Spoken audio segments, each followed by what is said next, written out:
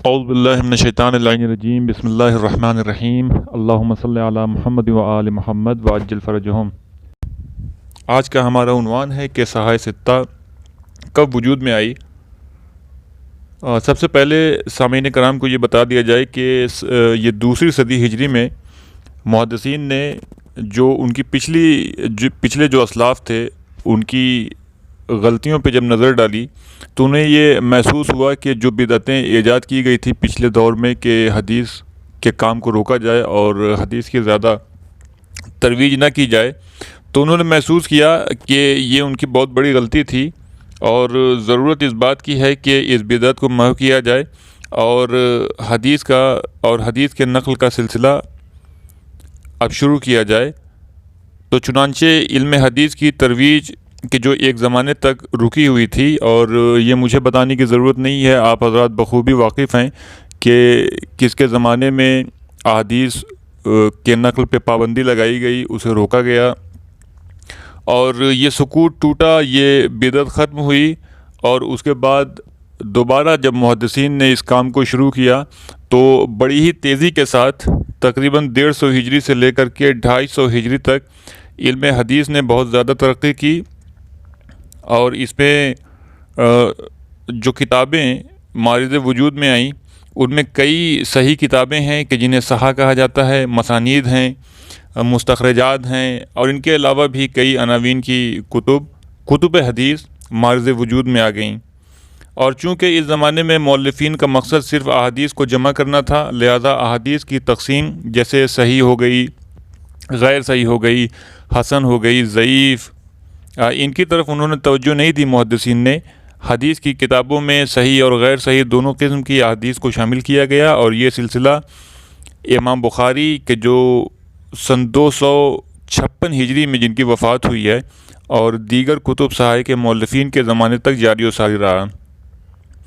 ابن حجر کا کہنا ہے کہ امام بخاری نے جب ان کتابوں اور مسانید کو دیکھا تو ایک مدت تک تحقیق کے بعد اس نتیجے پر پہنچے کہ ان کتابوں میں صحیح اور غیر صحیح دونوں قسم کی احادیث مخلوط ہیں، موجود ہیں، اور چونکہ ان کی تشخیص ہر ایک انسان کے بس کی بات نہیں تھی، لہذا موصوف نے فیصلہ یہ کیا کہ ایک ایسی کتاب ترتیب دی جائے جس میں ان کتابوں کی صرف وہ احادیث موجود ہوں کہ جو صحیح ہوں۔ تو صحیح احادیث موجود ہوں، ایک ایسی کتاب تالیف کی جائے، اور اسی کے مد نظر رکھتے ہوئے انہوں نے ایک کتاب تالیف کی کہ جس کا نام الجامع الصحیح انہوں نے رکھا، کہ جو آگے چل کر کے صحیح بخاری کے نام سے مشہور ہوئی۔ اور امام بخاری کے بعد ان کے شاگرد مسلم ابن حجاج نیشاپوری کہ جن کی وفات 261 ہجری میں ہے، انہوں نے اپنی دوسری کتاب کہ جس میں انہوں نے صحیح احادیث کو نقل کیا وہ بھی الجامع الصحیح کے نام سے وجود میں آئی، کہ جو آگے چل کر کے صحیح مسلم کے نام سے شہرت پاتی ہے۔ اور ان کے فوراً بعد محمد ابن یزید ابن ماجہ قزوینی کہ جن کی تاریخ وفات ہے 273 ہجری، انہوں نے سنن ابن ماجہ ترتیب دی، اور اسی کے بلا فاصلہ ابو داؤد سلیمان بن داؤد سجستانی جن کی وفات 275 ہجری ہے، انہوں نے کتاب تالیف دی جس کا نام ہے سنن ابی داؤد۔ اور اس کے بعد محمد ابن عیسیٰ ترمذی سن 269 ہجری، انہوں نے ایک کتاب ترتیب دی کہ جس کا نام ہے جامع ترمذی۔ اور جو آخری کتاب صحائح ستہ کی کہ جو سنن نسائی ہے، اس کو احمد بن شعیب نسائی نے تالیف دی، اور جن کی وفات سن 303 ہجری ہے۔ اس کے نام سے سنن نسائی کے نام سے کتاب مرتب کی، جسے مجتبیٰ بھی کہتے ہیں۔ یہی 6 کتابیں اہل سنت کی نظر میں جامع کتابیں ہیں کہ جو ان کا دین ہے، ان کا ایمان ہے کہ جو مانی جانی جاتی ہیں، اور یہی کتابیں عقائد، تفسیر، فروعات، تاریخ، صدر اسلام کے سلسلے میں بہت ہی معتبر مانی جاتی ہیں، اور انہی کتابوں کو صحائح ستہ کہا جاتا ہے۔ البتہ صحیح بخاری اور صحیح مسلم یہ جو 2 چھپکلی کا جوڑا ہے، انہیں صحیحین کہا جاتا ہے ان 6 کتابوں میں سے۔ اور دوسری کتابیں کہ جن میں سے 3 سنن ہیں، سنن ابن ماجہ،